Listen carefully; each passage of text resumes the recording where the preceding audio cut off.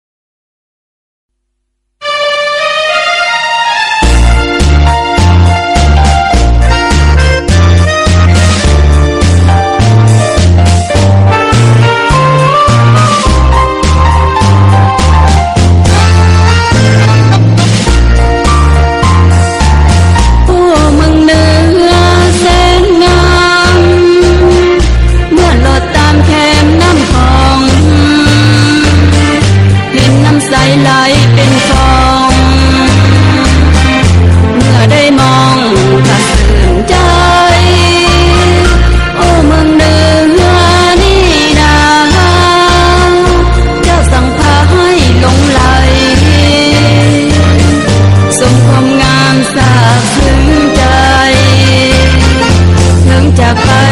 อยากหวนมาสร้างมีมนต์ค้างสมดังคำลือสาคงเป็นวาสนาจึงได้มาแดนสวรรค์โอ้เมืองเหนือยามแลงเมื่อได้แยงแล้วสุขสันต์เดี๋ยวเบิ่งไปสวนให้กันตอนตะวันจะสิ้นแสง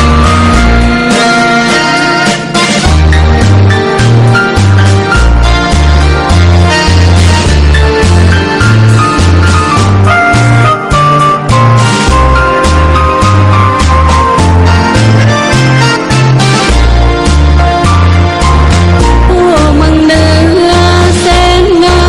มเมื่อลอดตามแคมน้ำคลองเห็นน้ำใสไหลเป็นฟองเมื่อได้มองถ้าสื่นใจโอ้เมืองเหนือนี่นา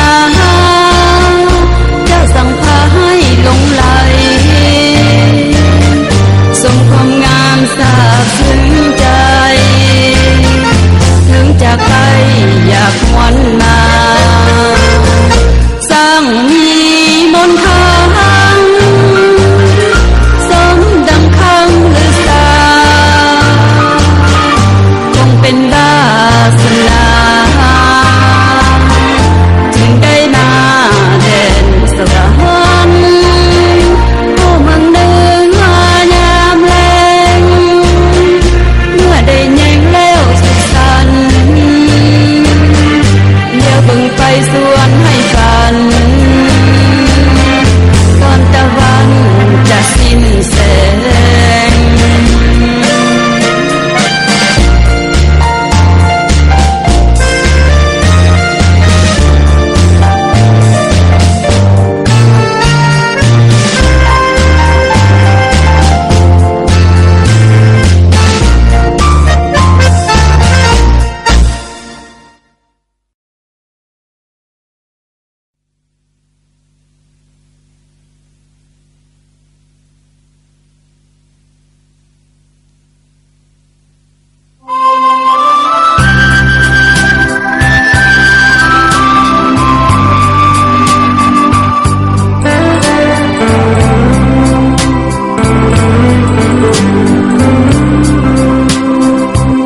เคยมีคู่ครองก็ต้องเหินห่างอยู่คนละทางเหมือนมางกันไปย้อนความคิดนั้นต่างกันเหลือใดจึงบอกเข้าใจซึ่งกันและกันแต่ไปมีสู่คู่ครองมากมายไอ้กลายเป็นสายหลงไหลหันถ้าหากฝันใดอ้ายลืมอดีตนั้น น้องก็จะหันมาหาด้วยใจแท้จริงเราตัดสินใจอย่าให้น้องคอยอย่าปล่อยให้คอยหากอายหาจริงหากให้คืนสาน้องอาจหาไม่แย่บิงอย่าได้เสยนิ่งหากหัวใจยังว่าง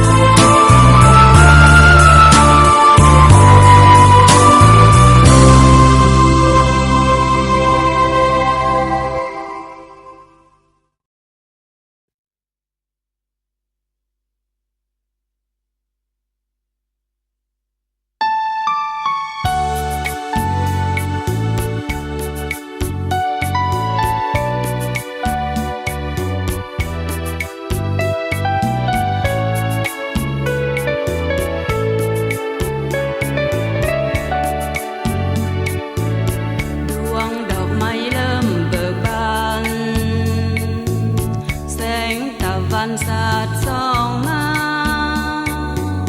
มุ่งเฮืองไปทั่วนภาฝูงนกกาห้องกองดังเจ้าจากไปไกลลับตา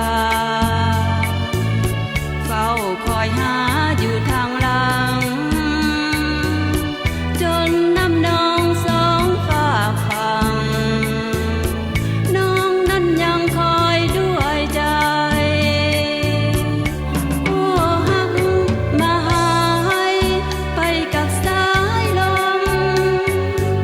เพียงแค่ได้สมก็จนจากไกลเจ้าสร้างมาทำให้ข้าเสียใจมาเหินห่างไปปล่อยไว้เดียวได้แต่รอคอยเรื่อยมาวันเวลาหมุนเปลี่ยนไปคิดแล้วพาห่วงอะไรหากจากไปไกล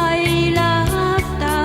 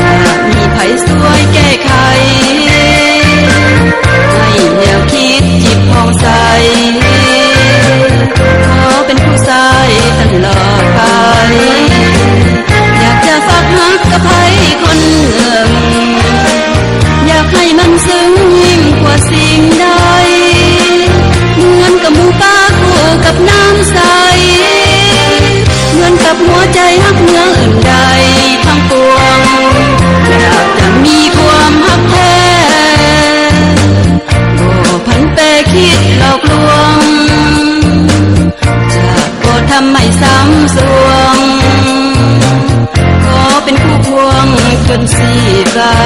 ย